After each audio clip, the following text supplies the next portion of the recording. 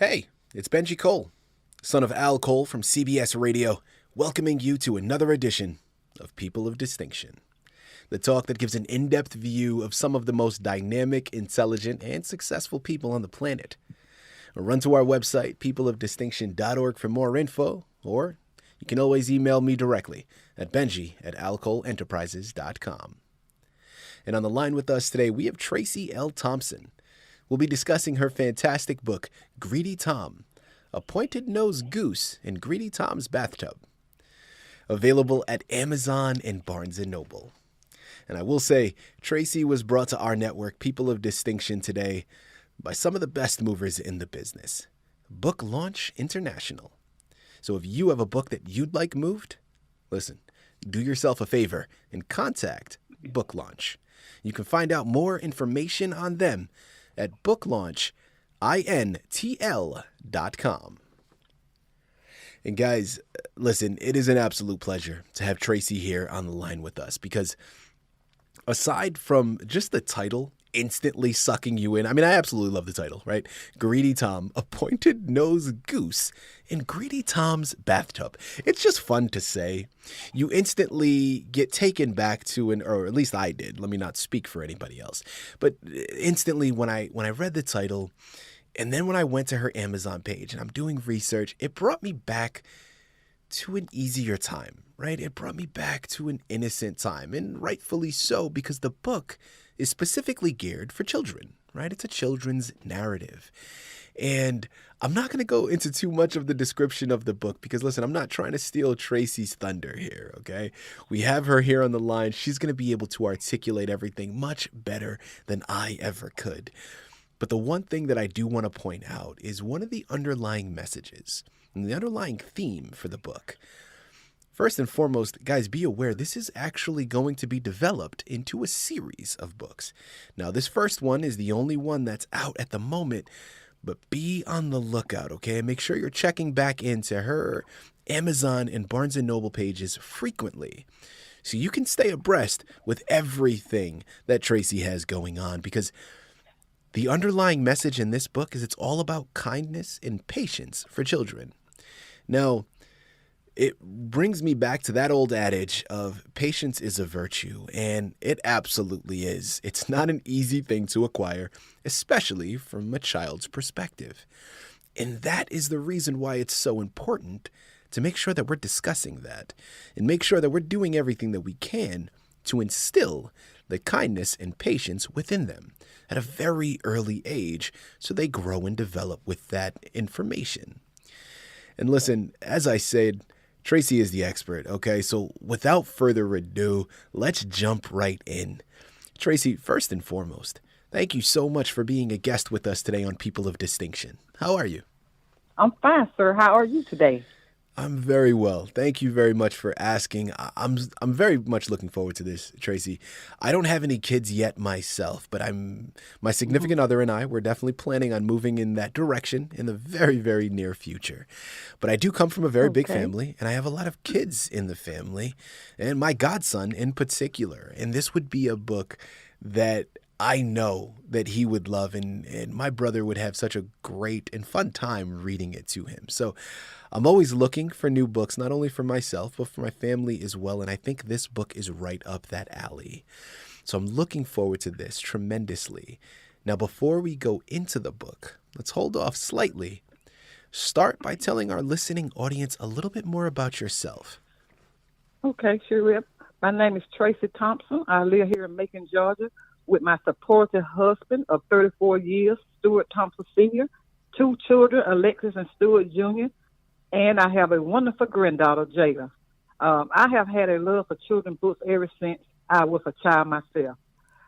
I have been writing stories for children for over 20 years now, and one of my greatest achievements in life was graduating from college with a bachelor's degree in health services, which led me to a family-oriented business providing services for the special needs population.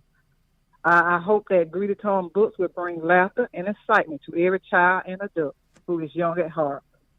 Absolutely. Fantastic. Thank you very much for articulating that, Tracy. Now, without further ado, tell us a little bit more about your book, please. Okay, sure will. Okay, Greedy Thom is about a bear who was out in the summer heat in the forest picking blackberries to make his favorite blackberry pie. He couldn't wait to get back home and take off those sticky hot overalls he had on and take a cool and relaxing bath in his bathtub. He opened his bathroom door, and there sat in Greedy Thom's bathtub a punnet-nosed goose taking a bath. Greedy Thom tried all kinds of tricks to get that punnet-nosed goose out of his bathtub. Nothing worked. To his surprise, only one trick worked that sent that punnet-nosed goose running for his life and out of Greedy Thom's bathtub. Fantastic. And I know that you said that you have had an interest in this for, at least in terms of writing, for about 20 years, but when did you realize you wanted to be a writer, Tracy? Well, I first realized I wanted to become a writer when I used to read to small children at a daycare center years ago. They would gather around me, and I would read to them and show them the pictures at the same time, and they would be so excited. Fantastic. And where did you get the ideas for your book? I got the ideas, most of the materials and the ideas that I get from my book is from my own creations of ideas.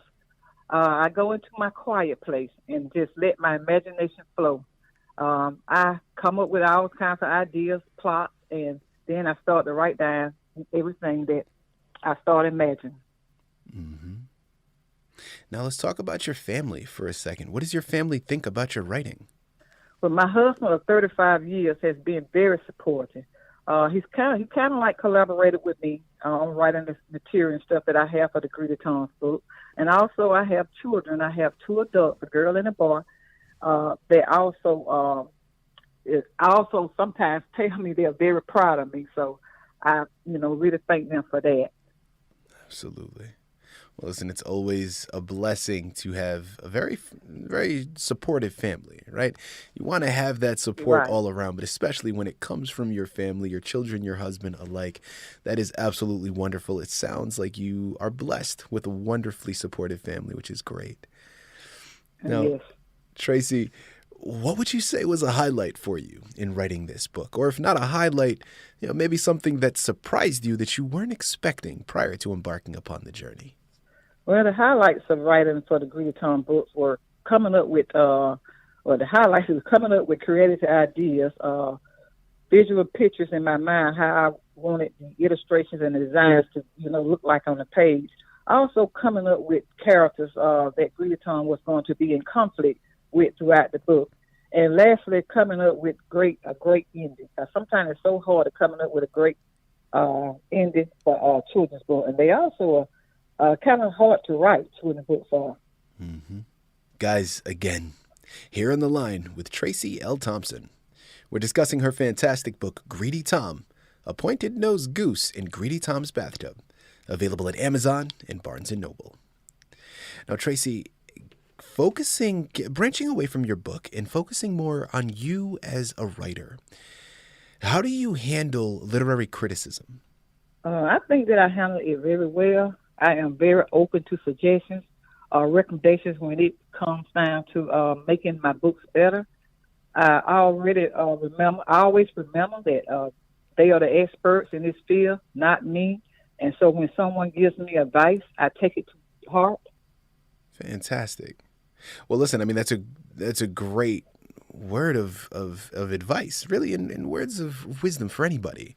Any other writer that's out there, or really artist across the board. Criticism is sometimes not the easiest things to receive and swallow. But that's the reason why, constructive criticism is so important, right? With a high emphasis on constructive. Because as long as you're giving criticism from the standpoint where someone can take that and actually build and grow from it, they can become a better artist. Now, being an artist myself, I can definitely attest to it not being so easy all of the time. But just because it's not easy to do doesn't mean it doesn't have value. So thank you very much for sharing that for our listening audience. You're And, welcome. following off of that, but sticking with advice for artists. As I just stated, I'm an artist myself, and I love having this platform to be able to pay it forward to other artists, in a sense, that are out there that are listening in. Tracy, Okay. what advice would you be able to give a new writer, someone just starting out? Well, I would tell that new writer, don't give up. And if writing is your dream, find time to write every day, and take your time and find the right publisher. There was it was a short and very quick, concise answer, but filled with gems, right? First and foremost, write every day. Guys, practice makes perfect. I mean, it's one of the oldest cliches in the book, but there's a reason why it's a cliche, because it's true, right? It's so important. Writing every day, you'll get better only by honing in your skills. So if you're constantly writing, you'll be constantly improving. Also, one of the last things that you had stated was finding the right publisher. I can't tell you how many authors I've spoken to in the past, I don't know how many years, that will say something similar to that. Because anybody that's been through the publishing process, you understand, listen, writing the book is only half the battle. Finding a publisher, and not only finding a publisher, finding the right publisher that'll put the book into the press machine, into the printer, and actually put it out for the public is a completely different animal in and of itself. So that was such a wonderful words of wisdom and really spoke volumes to what it is that you're trying to accomplish. So thank you so much for that, Tracy. Now, Tracy, as I stated before, this is the first book in a series to come. Now, again, we're still in the very early stages, and I know the other books haven't been written yet. But I'm curious, this first book, Greedy Thom, A Pointed-Nosed Goose in Greedy Thom's Bathtub. As you stated, one of the underlying messages and themes for children is them to understand and learn the value of kindness and patience. Now, that underlying message, is that something that you feel is specifically towards this first book, and then the other books in the series will have varying messages that it will build off of, or where do you see the future books going? It's going to go in the same direction of portraying the kindness and patience in all the books. Mm-hmm. So I really want children to get that message. Always be kind, always be patient to people. Absolutely. And that's just so important in and of itself, right? We know, again, another old adage, treat other people the way you want to be treated, right? Cliches all of the time, but it makes so much sense, and it's so important to make sure that the groundwork is laid. Now, as we start to close up this fantastic interview, Tracy, I'm curious, what type of research was done in preparation for this book? Well, research that was done, I read a lot of children's books throughout my years, throughout my young life. And I just kind of remember, how it went in the book, both the beginning, the middle, and the end. And I always liked them plots. I always liked the situation, the events that the characters get in. So I think I probably wanted to be a writer back then, but didn't realize it until later in my life.